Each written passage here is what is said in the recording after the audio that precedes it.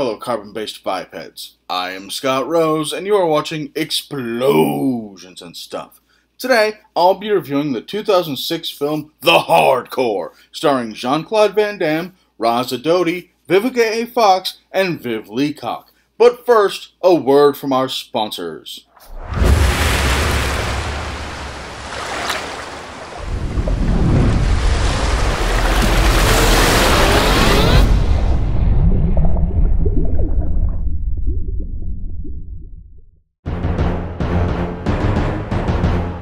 An overview of the movie. Wayne Barclay is a former heavyweight boxing champion turned entrepreneur trying to clean up the neighborhood where he grew up. However, a man he testified against and helped put in prison is out and has placed a hit on Barclay. As a result, his sister hires a bodyguard who ends up being Philip Savage, an Afghan war vet who suffers from PTSD. Now Barclay is putting his life in the hands of a man he doesn't fully trust.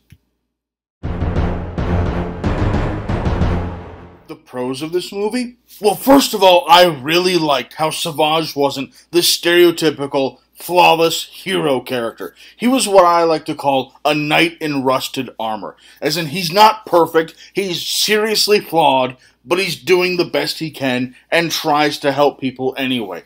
I really like those kinds of characters because they seem more human. They're more flawed. They're not perfect. And I really got tired of seeing these perfect hero characters all the time. So it's nice and refreshing to see this broken man trying to rebuild himself and help someone else at the same time. It's very nice to see something like that.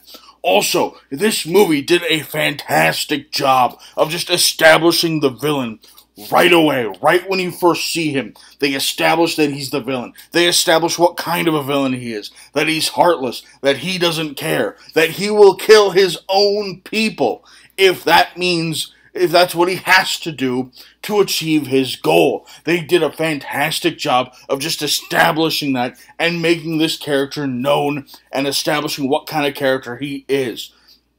One of my favorite things about this movie, though, was the chemistry between Van Damme and Dodi. The two of them just pulled it off beautifully. The snide comments back and forth, the smart-ass remarks, they're just kind of playing off each other, and it was beautiful. It's kind of like a perfect buddy cop combination, but it just worked. It was great. It was fantastic. They were a great odd couple, and it just worked beautifully, and their chemistry really shone through in this movie.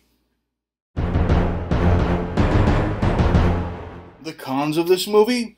Well, it was quite clearly a product of its time. And by that, I mean making references that at the time were accurate, but looking back now, 10, 11 years later, seem really dated. Like references to Al-Qaeda and Osama bin Laden as legitimate threats. It just really showed this movie's age and showed how old it was. I mean, some things I'm fine with, like, you know, the flip phones and DVD cases. I get that. It makes sense. That was the best technology they had at the time.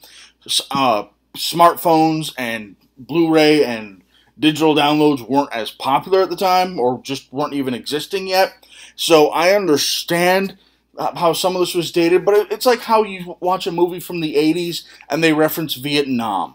You know, you instantly know just how old it is, and just how, for someone who didn't grow up as a teenager, who is watching this movie, 10, maybe 20 years later, they're not going to understand the reference so much because it's not something they necessarily grew up with, and it's not something that was part of their life necessarily.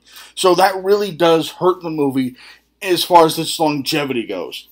Also, this movie was slow in the middle. I mean, you have the action scenes right at the beginning, and then you have the final showdown going on. But the middle, it's like all character development. And you didn't really need that much character development. I mean, as far as like when they're training the new bodyguards peoples, they could have had training montages, shown them, actually exercising and learning hand-to-hand combat skills and going through their training. Instead, it was one montage of them running a little bit and then doing one drill, and after that, all their training was done. I mean, that was the entirety of them showing training of the new bodyguards. They really should have focused more time on that, and they had the time to do that. Instead, they focused on, building this relationship between Jean-Claude Van Damme and Vivica A. Fox, building this romantic tension that really, it felt unnatural and forced. Also, my biggest issue with this movie, though, is it also kind of ties in with the movie being slow, is that it could have used more hand-to-hand combat. Let's be realistic. This movie stars Jean-Claude Van Damme, and he's a bodyguard for a boxer. You have the tools to have hand-to-hand fight scenes. There weren't very many of them. The ones they did have, they were well done. The fight scenes they did have were very well done. They just did not have enough of them, and they had the tools, and they had the time to correct that mistake. My overall thoughts on the movie? This movie has its flaws, but I still really enjoy it, so I give it 1 thumb up. I'll be honest, this is one of my favorite Van Damme movies, even if it isn't that heavy on the action. Yes, it was a bit slow in the middle, but that character development needed to happen. The relationship development between Van Damme and Vivica A. Fox didn't need to happen, but the development of the actual characters themselves did. This is a fun and entertaining movie, and I strongly recommend you check out The Hardcore. Thanks for watching. If you enjoyed this video, please feel free to like it, and subscribe to my channel for new action movie reviews posted every week, and top 10 lists posted on the 10th of every month.